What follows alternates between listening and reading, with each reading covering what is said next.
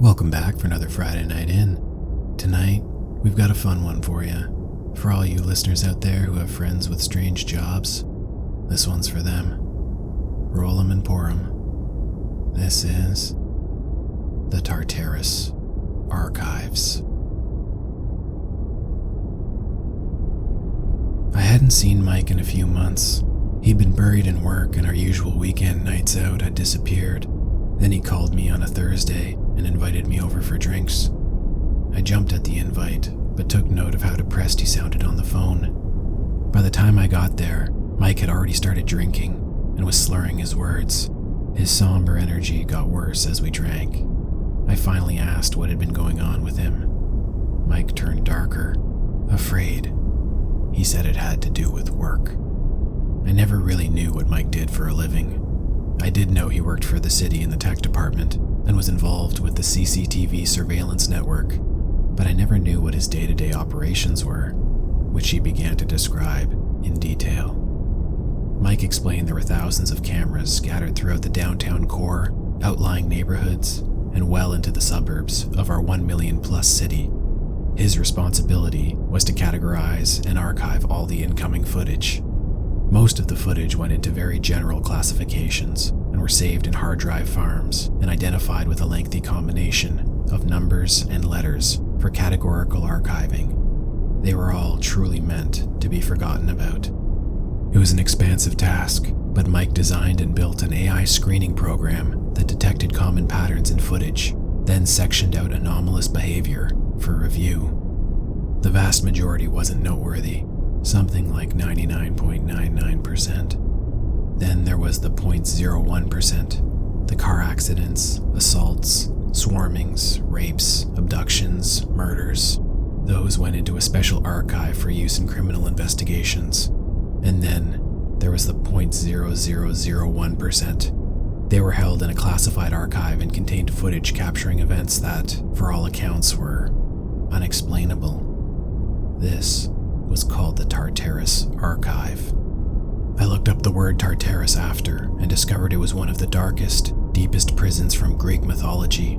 It was said that if you dropped an anvil from heaven, it would take 7 days for it to reach the earth. It would take another 7 days for the anvil to reach Tartarus. It was the place you sent titans when there was nowhere else that could contain them. When Sisyphus was condemned to an eternity of futility and frustration with a large boulder and a mountain slope, that punishment was carried out in Tartarus. As it turned out, the name was quite fitting to the archive's growing contents. Some footage could be simplified to strange optical anomalies in the camera and coincidences of light, or crackheads on a bender through the subway systems. Other footage, though, defied logic. The others are what captured Mike's mind that evening. He'd been breaking protocol and bringing hard drives home at night. In fact, he'd been splicing the footage together, capturing and compiling repeat aberrations and editing them into linear sequences. Mike wanted to show me some. It wasn't in a bragging or showing off kind of way. It felt more like the sharing of a heavy burden kind of way. I asked if showing me would get him in trouble, but he shrugged the idea away. I said, "Yeah, obviously I want to see what's going on in my city." Mike led me into his workroom, where he had monitors and towers and piles of externals set up. We sat down and he skimmed through some drives nervously. Then he landed on one. Mike told me this anomaly was codenamed Lincoln Spectre. He pressed play. On the largest screen, black and white footage started up, showing Lincoln Avenue, one of our less attractive downtown streets, at 3 a.m. The camera angle showed the length of Lincoln Avenue as it led into the downtown core. The street appeared empty and quiet.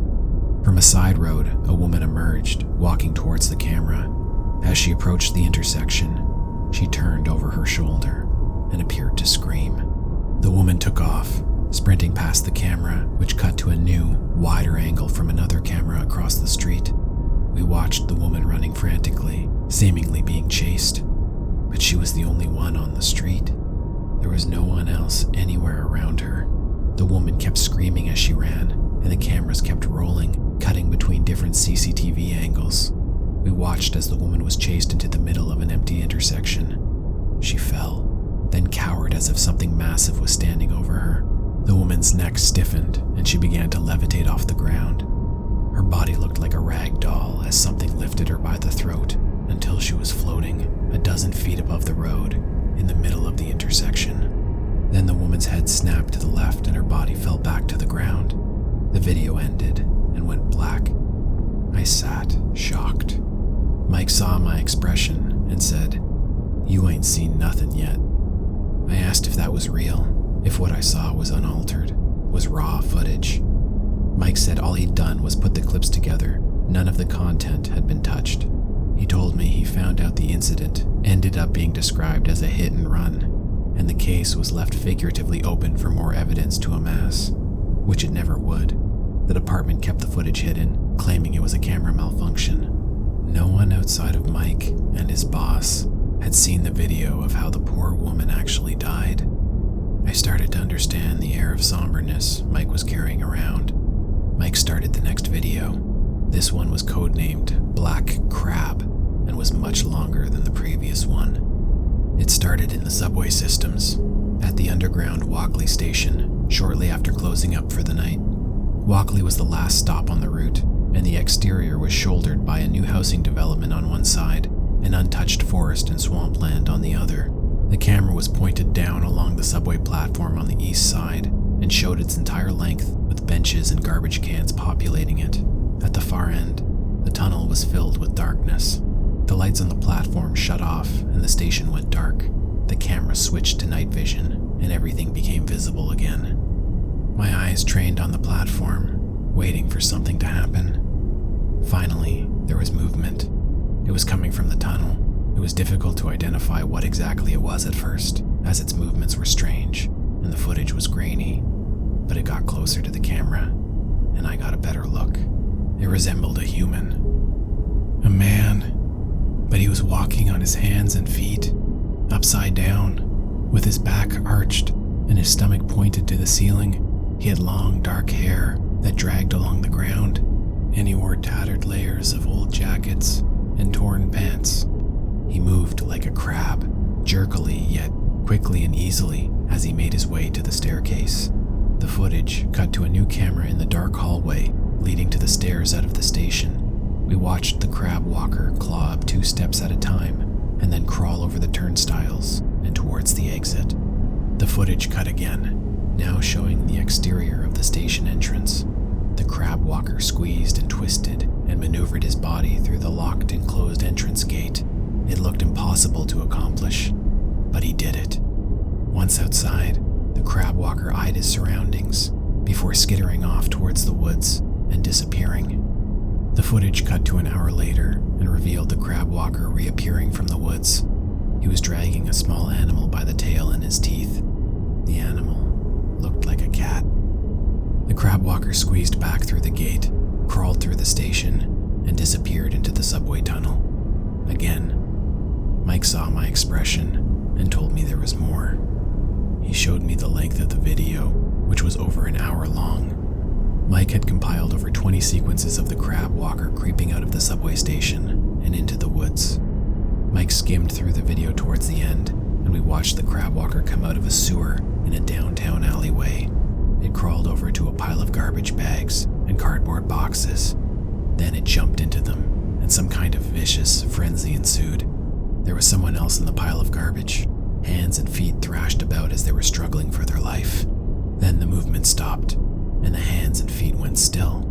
The crab walker's body moved jerkily about, but I couldn't see what was happening because of the darkness and all the garbage bags and boxes obscuring the camera's view. Mike leaned over to me and whispered that the crab walker was eating a homeless man. This caused a criminal investigation as the dead body was found mutilated and festering in the open alleyway. Mike followed up on the inquiry. What he discovered was the crab walker was who authorities believed to be a man named David Fletcher. Decades ago, David had been a prominent lawyer with a family. One Christmas, there was a house fire and his wife and kids were killed in the blaze. It was David's fault. He lost everything, including his mind. Everyone has a breaking point, whether they know it or not, a place where they bend too far and then snap. David found his. Family and friends described his descent as nightmarish. David lived on the streets, became addicted to drugs, and tumbled into mental illness. The last anyone knew of him was from 10 years prior. He'd thrown himself in front of a subway at the Walkley station, and no one heard from or saw him again. It appeared that, somehow, David had survived the subway hit. His back had broken and healed strangely, causing him to move the way he did. He'd adapted to the new posture and lived in the darkness of the subway tunnels, finding sustenance from drain water and the wild animals he caught. That was what Mike found out, at least. But then he said, that was just the answer the investigators gave in Discovery. Who knows where the truth lay? Mike said there was always an answer for the videos he saw. Whether the answers were true or not, no one knew. But the ones that had to become public all needed explanations, however absurd. Either way, David was never found and didn't reappear on the subway footage. Mike plugged a new hard drive in. He poured a fresh drink and told me this was the one that was troubling him. The file was codenamed Cloud Mirror. I wasn't sure I wanted to see it, but before I could object, Mike pressed play. All the monitors lit up with footage from different intersections downtown, on the exact date and time as each other. There were 5 in total. The streets on each screen were empty and quiet, no cars or people. Suddenly, at the exact same time in the center of the intersections, a small glow pulsed into existence. It was some kind of orb, roughly the size of a bowling ball. The street lights around it pulsed with energy waves as the orb grew larger.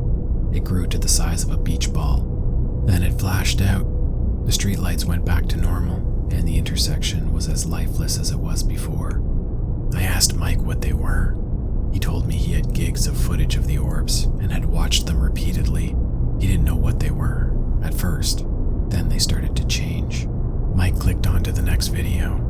Again, the 5 monitors lit up with the same intersections and time of night, but several weeks later, the streetlights glowed and pulsed, and an orb manifested into existence again. It grew to its beach ball size, but then altered its surface and glow. Something gas-like replaced it, growing outward into a couch-sized cloud of dark gray. One of the cameras was closer, so I got to see the small clouds in detail. It looked like a volcanic eruption wrapping around itself. They were large, constantly morphing blobs that curled outward from a glowing center, resembling a mandelbulb fractal as a gaseous-based organism. It was fascinating to see them floating in the middle of the street, so alien to our roads and stoplights and street lamps. Then they began to move, gliding down empty roads. The cameras cut to different angles, following the clouds on some unknown path, zigging and zagging onto new streets and through alleyways. Then they'd stop. The clouds hovered in the center of their intersection. They'd lower to ground level, standing straight up like a large coffin, holding rigid to the shape. Their exteriors continued to shift and mold together like magnets made of smoke. Something on one of the monitors caught my eye. Down the street, people appeared. They'd seen the cloud and were walking towards it. The group looked drunk and fascinated by the floating entity, so much so they were approaching it. As they did, the cloud became brighter. The street lamps around it pulsed. The group were in some kind of trance, staring into the morphing blob. One of the group, a guy, stared into it like a zombie, then walked right into the cloud and disappeared. None of the group tried to stop him. Instead, another one followed him in, and another, and another. All 5 members of the group disappeared in the cloud. Then, they reappeared, one at a time. The guy first, then in the order they went in. Only, they weren't stumbling and boisterous and drunk now. They were walking upright, using minimal movements. They formed in a perfect 5-person circle for several seconds over quick words, then turned, and all went in separate directions. Their strides, arm swings, and speed all matched. Another monitor showed a similar situation, with a larger group of people lost in reverie as they marched, one after another, into the cloud. Each monitor showed the same thing now, people entering the clouds and coming back out, different. Mike stopped the video. I asked him if he'd shown this to anyone else. He said he hadn't, not his one boss, which was a problem, because he had a meeting with his boss in the morning to discuss the missing footage. I asked why he didn't show the footage to his boss. What I had just watched seemed more than serious. People were being replaced by something. Mike sighed and put a new video on. The main monitor lit up and showed a new downtown street. The date was from earlier this week. One of the clouds was floating in the intersection. A middle-aged couple were walking nearby, the husband with a slight limp in his right leg. The couple saw the cloud and were sucked in by its aura. They approached it, eyes wide and mouths open. Both the husband and wife entered the cloud and disappeared. After a moment, they reappeared. The husband's limp was gone. Mike turned to me and said, "That was my boss and his wife." And that concludes episode 41. We hope you enjoyed the Tartarus Archives, and we'll see you back here next Friday night for some 90s nostalgia in a neighborhood with too many kids and a monster problem.